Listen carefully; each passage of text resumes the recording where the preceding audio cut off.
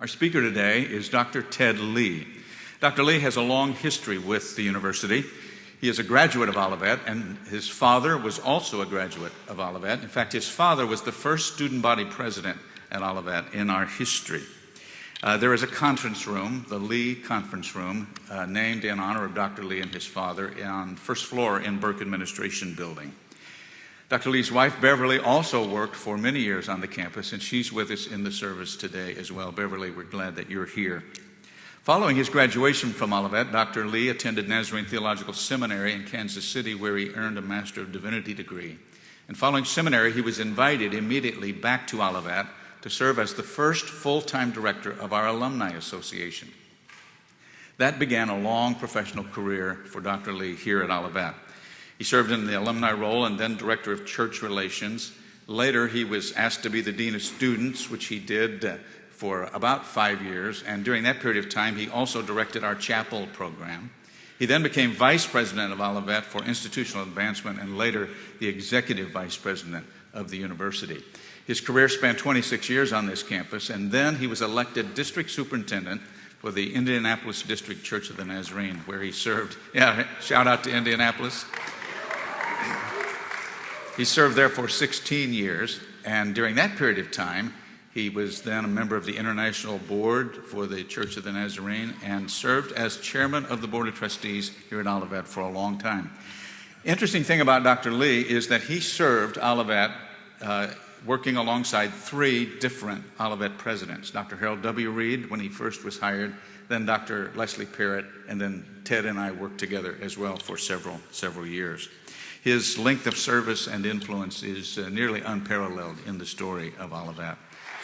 In 1932, 84 years ago to be exact, a young man away from home for the first time enrolled at Olivet College at Olivet, Illinois. It could not be said that this young man came from a city, town, or even a village, for the population of Greensboro, Indiana, where he had lived all of his life, was less than 400 people. It had a small gas station with a post office in the back and a general store. His life has not been easy. He had a wonderful mother whom he loved dearly, but his father was an alcoholic. And many nights this young man would place a chair against his bedroom door for fear of what his father might do when he arrived home in the early hours of the morning. This young man, at the age of 15, was present in the courtroom when the judge sentenced his father to prison. In that small Indiana community of Greensboro stood a small white-frame church of the Nazarene with a good pastor.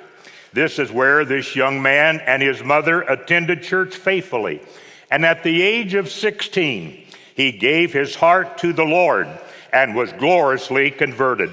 A few months later, he was sanctified, and his heart was made pure by the Holy Spirit.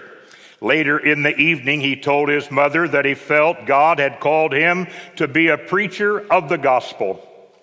With encouragement from his pastor, he took a bus from Newcastle, Indiana, to Indianapolis, then another bus from Indianapolis to Danville, Illinois, and hitchhiked from Danville, Illinois to Olivet, Illinois, where he enrolled as a freshman student. That student worked his way through school by ringing a wake-up bell at 6 a.m., 12 p.m. for lunch, 5 p.m. for dinner, and 10 p.m. when lights were to go out. We've made some changes.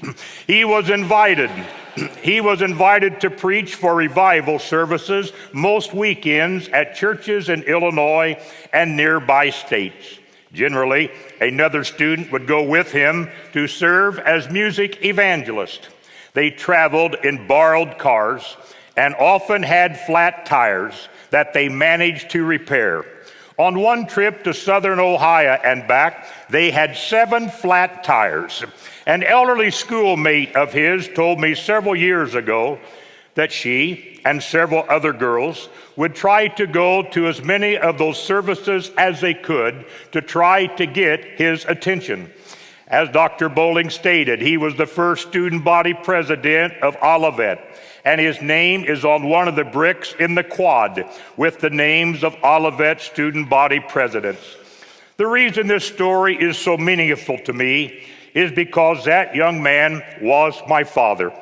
There is no way I would have the time or you would want to listen to all the stories he told me about the school that he called Old Olivet. Although my father was not there in the beginning days, the school was organized in 1907. His eyes would sparkle when he would talk about Orla Nesbitt, Edward Richards, and the other men who pooled their money and prayed fervently that God would give them a Christian school for their children and grandchildren. In later years, my father was excited when they named Nesbitt Hall after Mary Nesbitt, who was the first teacher to step in front of a class of 36 students on a September morning in 1907. Dad was very much aware of the struggles the school had in those beginning years. The Board of Trustees went through presidents like running water. The presidents they hired and then let go were good men. And the Board of Trustees, made up of Central Illinois farmers, were also good men. They were trying and learning to form a concept that a president must not only have the responsibility for the school, but the authority to carry out policy. It was difficult for the trustee members to let the president run the school. My dad's mentor was T.W. Willingham. Dr. Willingham was elected president of Olivet in June of 1926, a position he held for 12 years. Prior to his election, he served on the Board of Trustees and also as treasurer of the college. The trustees had fought hard for the financial survival of the school, but from 1907 to 1922, they never had a year that operated in the plus column. Finally, in February of 1923, with the debts mounting, Dr. Willingham announced to the board that if they paid all of their debts, they would have 75 cents cash on hand. You heard it right, 75 cents. Bankruptcy was inevitable. Newspaper stories abounded about the bankruptcy of Olivet College.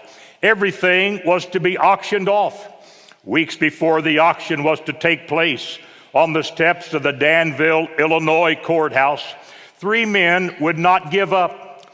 T.W. Willingham, R.T. Williams, and E.O. Chalfant went day after day and night after night trying to raise money wherever they could with a plan to buy the college back on the day of the bankruptcy auction.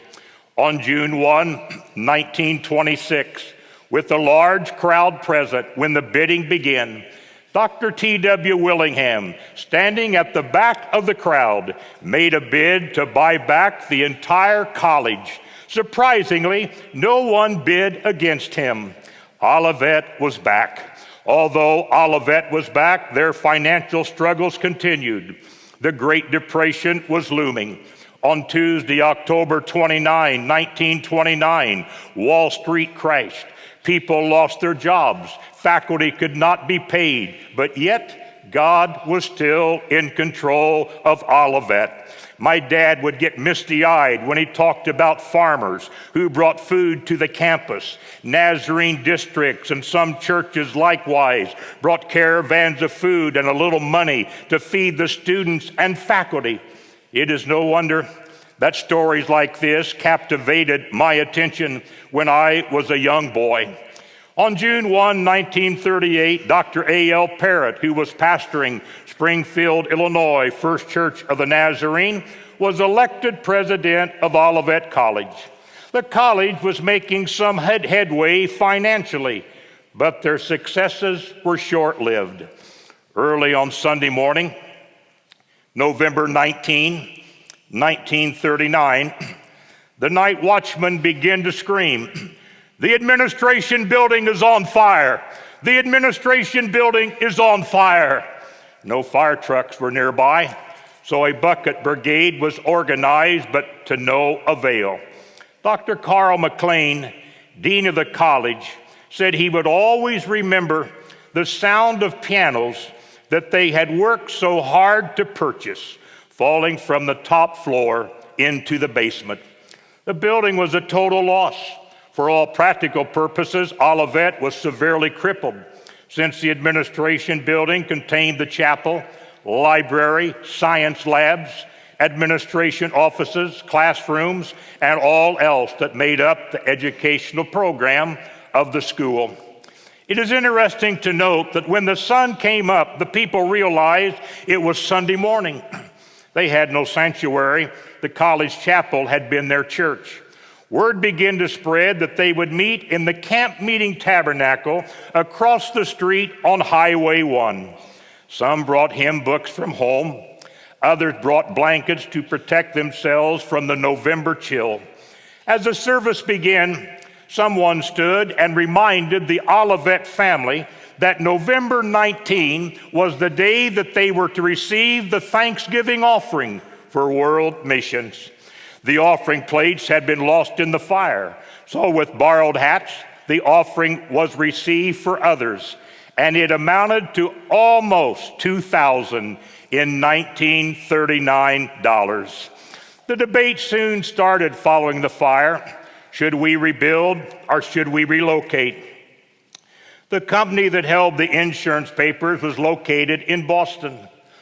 That same company held the mortgage for a small but well-known Roman Catholic educational institution, St. Vitus College in Bourbonnais, Illinois, that had recently gone into bankruptcy and subsequently closed. Dr. A.L. Parrott made a trip to Bourbonnais to survey the closed campus. The campus contained 42 acres with a lighted football field near Chapman Hall and several major buildings known to us as Bircher Gymnasium, Miller Business Center, Chapman Hall, and Burke Administration Building. The Board of Trustees accepted the recommendation of Dr. A.L. Parrott and moved the campus to its present site in 1940. One of our denominational leaders at the time was not excited about the purchase. He told President Parrott, "I can never foresee the day when we will have enough students to fill Chapman Hall." In the midst of all the struggles, meager finances, low enrollment, a devastating fire, God was walking with those leaders each step of the way. God was in control. When the move was made to the present location, the name was changed to Olivet Nazarene College. Dr. A.L. Parrott will always be known as the president who relocated Olivet. Dr. McLean said that relocation was the turning point in the progress of the institution. In the spring of 1949, Dr. Harold W. Reed was elected president, a position he held for 26 years. He was small in stature and had a soft voice, much like mine, due to polio in his earlier years. But he was a strong leader. Early on, he worked with the Board of Trustees, and they recognized the importance of giving the president the authority to be president. The board was there to encourage and help as needed, but the president was in charge. It was through Dr. Reed's leadership that Olivet became fully accredited by North Central Association. In 1960, Dr. Reed presented to the Board of Trustees an aggressive plan for new buildings. The board accepted his recommendation, and the campus started to buzz with new construction. 4 years later, the Church of the Nazarene held its General Assembly in Portland, Oregon. A debate arose when a recommendation was made that 2 new Nazarene colleges be organized, Mid-America in Kansas and Mount Vernon Nazarene College in Ohio, as well as the Bible College in Colorado Springs. After much debate, the recommendation passed. That meant Olivet would lose the financial support and students from Iowa, Ohio, Missouri, and Minnesota. Immediately, some strong, well-meaning Board of Trustee members approached Dr. Reed and said, "We must stop the plans for building any future buildings since we will lose all of this financial support." Respectfully, but firmly, Dr. Reed responded, "We have, as a board, voted to erect these buildings, and we must follow through." Thank God for his leadership. Without that resolve, we might not have Ludwig Center, Reed Hall of Science, Strickler Planetarium, McLean, Howe, Parrott, and Hill's Residence Halls, Wisner Hall for Nursing Education, and Benner Library. When the farmland became available, which is now where our athletic fields are, President Reed suggested to the board that the college buy that land for future development. The board decided that the land would never be needed by Olivet. Dr. Harlan Milby was a businessman who was helping Dr. Reed raise money for all those buildings, and they were in the planning and also in the process of being built. Dr. Reed and Dr. Milby, both men of vision, personally and privately bought that land. When it became evident that the college needed it, they sold it to the college for the price they had paid for it. Today, ladies and gentlemen, we are drinking from wells we did not dig. Dr. Reed was my president when I was a student. Following my discharge from the United States Air Force, my wife and I and our 2-year-old daughter arrived on Olivet's campus in 1964. We lived in Olivet's Trailerville, located where the tennis courts are today. There were 60-plus trailers in Trailerville. None of us had any money, but did we have fun? And we made lifelong friends. Your own professor, Teresa Almond Garner, was just a little girl who lived just down the street from us. I will forever be grateful for men and women who were my professors, like Ralph Perry, Otis Sayes, Forrest Benner, Lottie Phillips, Fordyce Bennett, and many others. I have just mentioned names that mean nothing to you, and I understand that. But you have professors today who are impacting your lives, and you will never forget them. Upon graduation in 1968, I enrolled at Nazarene Theological Seminary. I was completing my second year and was preaching a weekend revival in Lima, Ohio. I had just returned to my room on Friday evening when the phone rang. It was President Harold W. Reed. At first, I thought it might be one of my friends trying to play a joke on me. It was not often that I got calls from the president of Olivet. I am grateful that I didn't say what first popped into my mind. If I had, I would not be here today. I merely said, "This is a pleasant surprise." Dr. Reed said, "Ted," he spoke so softly, "the executive committee of the Board of Trustees met today, and they unanimously voted for you to be the first full-time director of Olivet alumni. We need you here August 15, and your salary will be $7,500 a year." Somewhat taken back, I thanked him and told him I had a year to finish my degree at seminary and didn't feel I could uproot my family. As he always did, he cleared his throat and said, "Ted, I have already taken care of that. I talked with the president of the seminary, and you can finish in 2 summer school sessions. So we will see you on August 15th. I told Dr. Reed I would pray about it and get back to him in a few days. My wife and I did pray, and I decided I should take the job, so I called Dr. Reed and told him I would accept the invitation.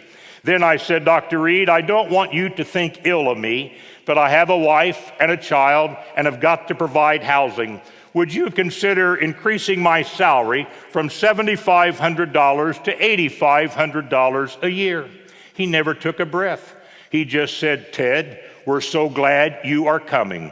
We will see you on August 15th. and your salary will be $7,500 a year. That's a decisive leader. Following the retirement of Dr. Reed, the Board of Trustees elected Dr. Les Parrott on August 1, 1975. He was the son of former President A.L. Parrott. We soon realized his demeanor was much different from Dr. Reed. It was like a tornado and hurricane come together and hit the campus. We vice presidents and the director, Jim Tripp, of Buildings and Grounds, we were on call 24 hours a day. He beautified the campus, opened up Main Street, started the estate fence, built Kelly Prayer Chapel, and the new entrance with the flags. Jim Tripp Maintenance Center, the Warming House, Larson Fine Arts Center, Snowbarger Athletic Park, and Ward Field, as well as starting intercollegiate football. With the approval of the faculty and the Board of Trustees, they changed the name from Olivet Nazarene College to Olivet Nazarene University. His last project was the Les Parrott Convocation Athletic Center. It was exciting to work with him, but before one project was completed, he would be planning another one. Doug Perry told me that we bulldozed 80 structures while Dr. Parrott was president.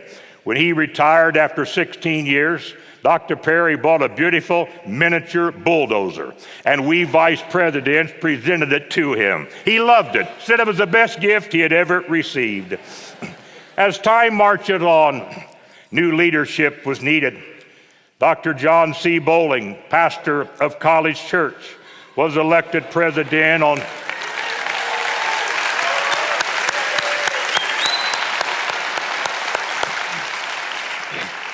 You weren't supposed to clap there. As time marches on, new leadership was needed. Dr. John C. Bowling, pastor of College Church, was elected president on July 1, 1991.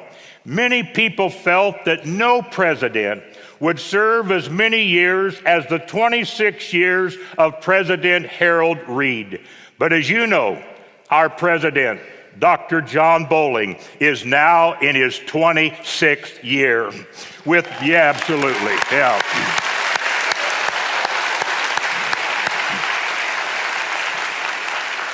Without a doubt, he will have the longest tenure in the history of Olivet.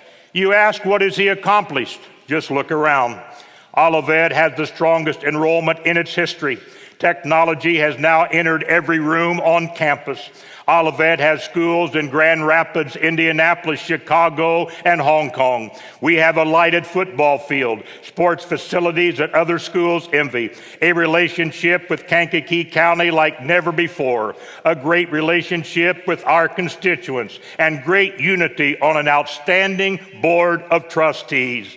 Dr. Bowling is an author, a mountain climber, a sought-after speaker, and a friend to all. He has brought together a strong core of vice presidents known as the administrative team. Not only has he been responsible for new magnificent buildings, the entire campus is drop-dead gorgeous. When my wife and I drive onto the campus, we are in awe of the beauty. Walking through the doors of this chapel brings tears to my eyes. I was a part of the dedication of the Perry Student Life and Recreation Center, named in honor of my friend, Dr. Doug Perry. What an unbelievable facility. When I went to college here, we had peach baskets for basketball goals. And how clever it was for the grand opening to take place on 12/12/12, December the 12th, 2012 at 12:12 a.m. I have the feeling that fun plan came from Dr. Jill Bowling. Alumni of all over the world have a deep love and appreciation for their alma mater. But I just want to say to you today, can you imagine, in closing, what our founders would think if they walked into this chapel today? A student body representing 46 states and 24 foreign countries. It would be beyond their grasp. A faculty of 160 men and women, with 72% having earned doctoral degrees. A campus of 275 acres with state-of-the-art buildings. They could not begin to be able to comprehend all that God has done. We, those of us here today, are drinking from wells we did not dig. There is one thing, however, those founders could easily identify with. Behind the eternal flame near the front entrance to the campus, we see the words, education with a Christian purpose, engraved in stone. Yes, engraved in stone. That's who they were, and that's who we are today. Those founders would be so pleased and satisfied to realize, in spite of all the changes that have taken place, we have not compromised who they were and what their mission was.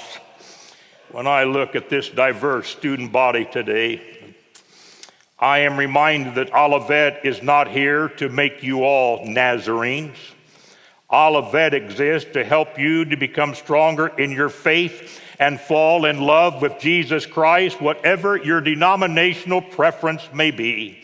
We are Olivet Nazarene University, and our motto is education with a Christian purpose. I thank God for our founders, for all that they did and the sacrifices they made to give us what we have today, a great university with Christ-centered values. And the future has never looked brighter. I am grateful for Olivet Nazarene University.